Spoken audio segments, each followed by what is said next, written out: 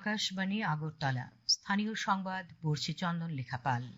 এখনকার বিশেষ বিশেষ খবর হলো, মুখ্যমন্ত্রী অধ্যাপক ডক্টর মানিক সাহা বলেছেন, দেশকে শক্তিশালী করতে হলে ছেলে মেয়েদের নৈতিক শিক্ষায় শিক্ষিত করতে হবে।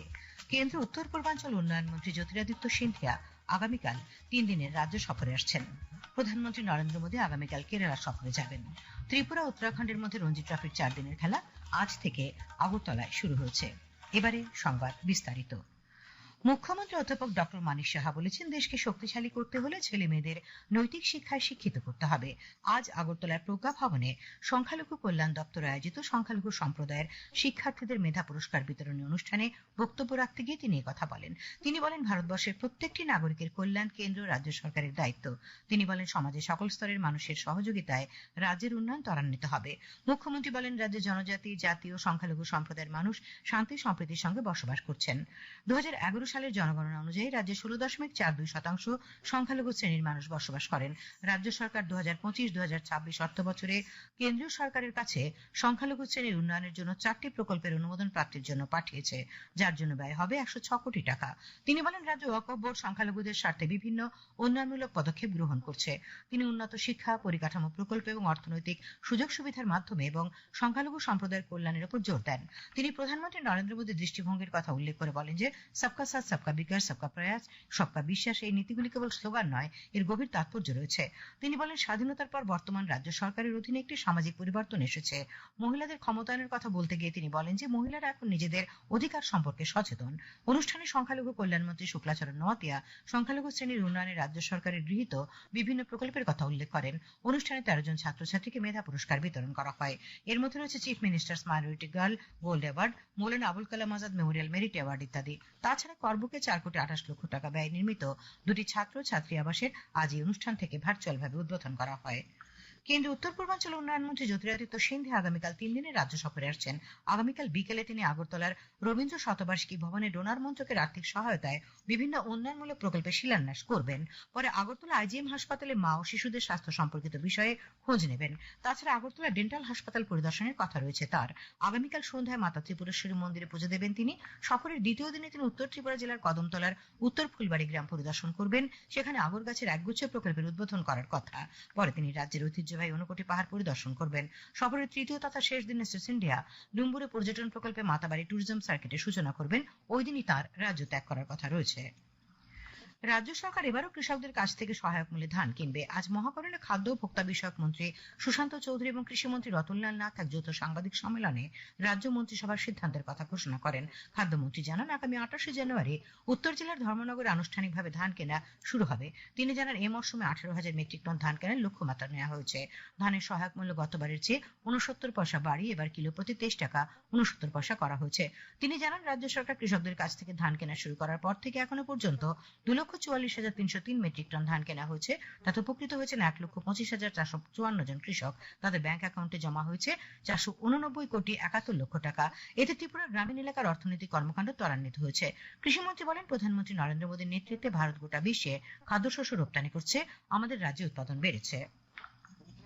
উচ্চশিক্ষামন্ত্রী কিশোর বর্মন বলেছেন, বর্তমান সরকার ক্ষমতায় আসার পর প্রধানমন্ত্রীর আত্মনির্ভর ভারত দর্শনকে সামনে রেখে হস্ততাঁত রেশম শিল্পকে পুনরুজ্জীবিত করার কাজ শুরু হয়েছে।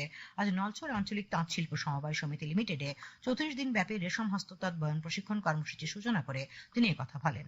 ভারত সরকারের বস্ত্র মন্ত্রকের সমাজ প্রকল্পের অধীনে এবং কেন্দ্রীয় রেশম পর্ষদের সহযোগিতায় এই প্রশিক্ষণ কর্মসূচির ফলে রেশম শিল্পে দক্ষতা উন্নয়নে নতুন দিগন্ত উন্মোচিত হবে বলে উল্লেখ করেন শ্রী বর্মন। তিনি বলেন, এই প্রশিক্ষণ শুধু তাঁতিদের দক্ষ করে তুলবে না, পাশাপাশি ভবিষ্যতের উদ্যোক্তা তৈরি করতে সাহায্য করবে। অনুষ্ঠানে পৌরোহিত্য করেন নলছড় আঞ্চলিক তাঁত শিল্প সমবায় সমিতির সভাপতি দুলাল দেবনাথ। খবর প্রচারিত হচ্ছে আকাশবাণীর আগরতলা কেন্দ্র থেকে। প্রধানমন্ত্রী নরেন্দ্র মোদী আগামীকাল কেরালা সফরে যাচ্ছেন। এই সফরকালে শ্রী মোদী তিরুবনন্তপুরমে বিভিন্ন উন্নয়নমূলক প্রকল্পের ভিত্তিপ্রস্তর স্থাপন এবং উদ্বোধন করবেন। এছাড়াও জনসমাবেশে ভাষণ দেবেন। প্রকল্পগুলি রেল যোগাযোগ, নগর জীবিকা, বিজ্ঞান উদ্ভাবন, নাগরিক কেন্দ্রিক পরিষেবা এবং উন্নত স্বাস্থ্যসেবা সহ গুরুত্বপূর্ণ ক্ষেত্রগুলিকে অন্তর্ভুক্ত করে, যা অন্তর্ভুক্তিমূলক বৃদ্ধি, প্রযুক্তিগত অগ্রগতি এবং নাগরিকদের জীবনযাত্রার মান উন্নত করার উপর প্রধানমন্ত্রীর অব্যাহত মনোযোগকে প্রতিফলিত করে। প্রধানমন্ত্রী 4টি নতুন ট্রেন পরিষেবার উদ্বোধন করবেন, যার মধ্যে 3টি অমৃত ভারত এক্সপ্রেস ট্রেন এবং একটি যাত্রীবাহী ট্রেন অন্তর্ভুক্ত অন্তর্ভুক্ত রয়েছে। নগর জীবিকা জোরদার করার প্রচেষ্টার অংশ হিসেবে প্রধানমন্ত্রী রাস্তার বিক্রেতাদের জন্য আর্থিক অন্তর্ভুক্তির পরবর্তী পর্যায়ে প্রধানমন্ত্রী স্বনিধি ক্রেডিট কার্ড চালু করবেন। প্রধানমন্ত্রী তিরুবনন্তপুরমের Shri Chitra Tirunal institute for medical sciences and টেকনোলজিতে একটি অত্যাধুনিক রেডিও সার্জারি সেন্টারের ভিত্তিপ্রস্তর স্থাপন করবেন। পরিবেশ বান্ধব আগর চাষের সম্প্রসারণ ও পাট্টাপ্রাপ্ত বনভূমিতে কৃষি ভিত্তিক বনায়ন সৃষ্টি করার লক্ষ্যে বন দপ্তরের উদ্যোগে আজ দক্ষিণ জেলা ভিত্তিক এক দিবসীয় সচেতনতামূলক কর্মশালা শান্তিরবাজারের মুকুট অডিটোরিয়ামে অনুষ্ঠিত হয়। আগর গাছের চারায় জল সিঞ্চন করে কর্মশালার সূচনা করেন দক্ষিণ জেলার বন আধিকারিক গৌরব ওয়াগ, বকাফার মহকুমা বনাধিকারিক নবারুণ দে, সাবরুম মহকুমা বনাধিকারিক কমল ভূমি, কৃষি বনায়ন ও আগর চাষ বিশেষজ্ঞ সুচীন্দ্রনাথ বণিক, ত্রিপুরা ব্যাম্বু মিশনের উপমিশন ম্যানেজার সুকান্ত দাস, জাইকা প্রকল্পের প্রকল্প সঞ্চালক বিপ্লব বণিক প্রমুখ উপস্থিত ছিলেন। কর্মশালায় জেলার 3 মহকুমার 250 জন বনাধিকার প্রাপ্ত সুবিধাভোগী উপস্থিত ছিলেন। সুবিধাভোগীদের আগর গাছের চারা প্রদান করা হয়।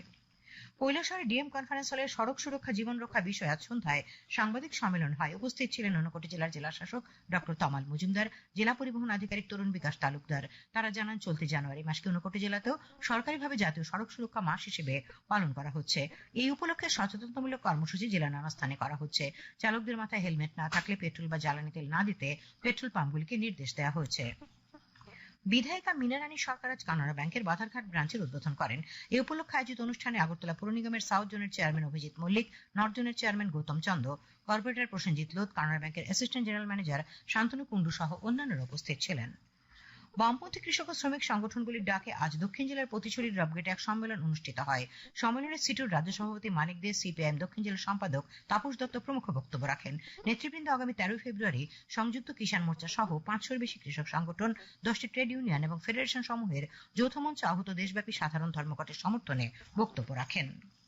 আগরতলা তথ্য সংস্কৃতি দপ্তরের জাতীয় ভোটার দিবস পালন উপলক্ষে দপ্তরের বিভিন্ন স্তরের আধিকারিক ও কর্মচারীদের জাতীয় ভোটার দিবসের শপথ বাক্য পাঠ করানো হয়। এবছর জাতীয় ভোটার দিবসের মূল ভাবনা হল মাই ইন্ডিয়া মাই ভোট। আগামী 25শে জানুয়ারি রাজ্যে কেন্দ্রীয়ভাবে জাতীয় ভোটার দিবস পালন করা হবে। আজকের অনুষ্ঠানে তথ্য সংস্কৃতি দপ্তরের অধিকর্তা বিম্বিসার ভট্টাচার্য, দপ্তরের উপ অধিকর্তা জয়দেব দেববর্মা এবং উপ অধিকর্তা রজতকান্তি দাস প্রমুখ উপস্থিত ছিলেন। খোয়াই তুলাশিখর ব্লকের প্রত্যন্ত এডিসি গ্রাম পশ্চিম বাসাইবাড়ির মাদরামবাড়ি গ্রামে 60 লক্ষ টাকা ব্যয়ে নির্মিত 5000 গ্যালন ক্ষমতা সম্পন্ন বিশুদ্ধ পানীয় জল প্রকল্পের আজ উদ্বোধন হয়। এই উপলক্ষে আয়োজিত অনুষ্ঠানে জেলা শাসক রজত পন্থ, অতিরিক্ত জেলা শাসক অভেদানন্দ বৈদ্য, ডিডব্লিউএস দপ্তরের কার্যকরী বাস্তুকার সঞ্জয় দেববর্মা, তুলাশিখর ডিডব্লিউএস দপ্তরের এসডিও জহর দেববর্মা সহ অন্যান্যরা উপস্থিত ছিলেন। জেলা শাসক জানান, জল জীবন মিশন প্রকল্পে তৈরি এই প্রকল্পটি প্রত্যন্ত অঞ্চলের 3টি পাড়ায় প্রায় শতাধিক মানুষের উপকারে আসবে। ত্রিপুরা উত্তরাখণ্ডের মধ্যে রঞ্জি ট্রফির 4 দিনের খেলা আজ থেকে আগরতলায় শুরু হয়েছে। এমবিবি স্টেডিয়ামে টসে হেরে ব্যাট করতে নেমে রাজ্য দল প্রথম ইনিংসে সবকটি উইকেট হারিয়ে 266 রান সংগ্রহ করে। দলের পক্ষে শ্রীদাম পাল 75 এবং স্বপ্নিল সিং 60 রান করে। উত্তরাখণ্ডের ময়াঙ্ক মিশ্র 59 রানে 4টি উইকেট পান। জবাবে খেলতে নেমে উত্তরাখণ্ড প্রথম ইনিংসে প্রথম দিনের শেষে কোনো উইকেট না হারিয়ে 7 রান করে। প্রধানমন্ত্রী নরেন্দ্র মোদী আগামী 25শে জানুয়ারি রবিবার সকাল 11টায় আকাশবাণীর মন কি বাত অনুষ্ঠানে দেশ বিদেশের জনগণের সঙ্গে মত বিনিময় করবেন। এটি হবে মন কি বাতের 130তম পর্ব। প্রধানমন্ত্রী জনগণকে তাদের সুচিন্তিত চিন্তাভাবনা মন কি বাতে জানানোর আহ্বান জানিয়েছেন। মাইগভ ওপেন ফোরামে এবং নরেন্দ্র মোদী অ্যাপে জনগণ তাদের মতামত পাঠাতে পারবেন। তাছাড়াও টোল ফ্রি নম্বর 1800117800 নম্বরে কল করে হিন্দি বা ইংরেজিতে মতামত রেকর্ড করানো যাবে। বিদ্যার অধিষ্ঠাত্রী দেবী সরস্বতীর পূজার্চনা আয়োজনে ব্যস্ত রাজ্য। শ্রীপঞ্চমী তিথি অনুযায়ী আগামীকাল বাগদেবীর পুজো। বিভিন্ন শিক্ষা প্রতিষ্ঠান, বাড়ি, ক্লাব সংস্থায় দেবী সরস্বতী পুজোর প্রস্তুতির তুঙ্গে। পূজার উপকরণ আগরতলার বাজারগুলি সেজে উঠেছে। আগামীকাল আকাশ আংশিক মেঘাচ্ছন্ন থাকবে। সকালে হালকা কুয়াশা পড়বে। আজ দিনের সর্বোচ্চ তাপমাত্রা ছিল 27.9 ডিগ্রি সেলসিয়াস এবং সর্বনিম্ন 12 ডিগ্রি সেলসিয়াস। আগামীকাল দিনের সর্বোচ্চ তাপমাত্রা 28 ডিগ্রি সেলসিয়াস এবং সর্বনিম্ন 12 ডিগ্রি সেলসিয়াসের কাছাকাছি থাকবে। শেষ করার আগে খবরের বিশেষ বিশেষ অংশগুলি আরেকবার। মুখ্যমন্ত্রী অধ্যাপক ডক্টর মানিক সাহা বলেছেন, দেশকে শক্তিশালী করতে হলে ছেলে মেয়েদের নৈতিক শিক্ষায় শিক্ষিত করতে হবে। কেন্দ্রীয় উত্তর পূর্বাঞ্চল উন্নয়ন মন্ত্রী জ্যোতিরাদিত্য সিন্ধিয়া আগামীকাল রাজ্য সফরে আসছেন। প্রধানমন্ত্রী নরেন্দ্র মোদী আগামীকাল কেরালা সফরে যাবেন। ত্রিপুরা উত্তরাখণ্ডের মধ্যে রঞ্জি ট্রফির 4 দিনের খেলা আজ থেকে শুরু হয়েছে। স্থানীয় সংবাদ আজ এখানে শেষ হলো। পরবর্তী বাংলা স্থানীয় সংবাদ শোনা যাবে আগামীকাল সকাল 7টায়।